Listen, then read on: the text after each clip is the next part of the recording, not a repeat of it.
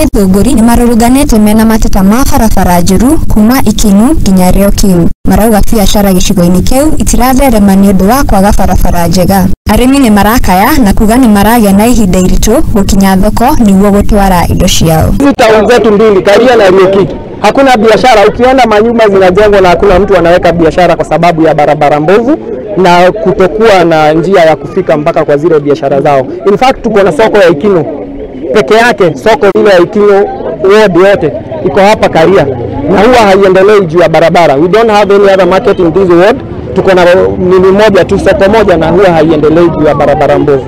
Mutumia omwe ni aratariria uria akoretwo na ihinda iritu akienda urigitani riria ohete nda na nginya kuiga muturire wake na ciana ciake hatikaini. Kwa sahihi naumia mwili juu nimeanguka na ninaambia nimembeba mapacha. Sasa na sisi nitaenda kujifungua nje, lakini mnaenda kupiga ripoti pale kwa ofisi hapatikani. Nasema anakuja hadi wale hajai kuja. Ni mareta na kuri thirikari meyumirie niguo kumathondekera rami iria ikwagirithia mithire yao na ya ciana ciao magithii thukuru. Hapa tumepata shida kubwa sana kwa sababu area hii kutoka hapa mpaka Karia hakuna matatu inaweza kufika, na kila wakati hata kama mtu anaenda kanisani kukinyesha tu kidogo hivi hakuna mahali mnaweza enda kwa sababu watu wanasafiri mbali sana ili kuja mpaka hapa ndio wapate matatu.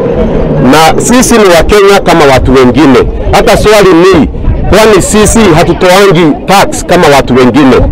So tuna demand, sasa tuna demand lazima tutengenezewe hii barabara, na kama hawatengenezi barabara wanaweza kutuambia tutafute pesa kila mtu 50 ama kila mtu 100 ndio tutengeneze hii barabara, lakini tumechoka kukaa kwa hii barabara ikiwa hivyo. Ngirifuatira Mudingi TV, Geto Wageshi wa Wachira.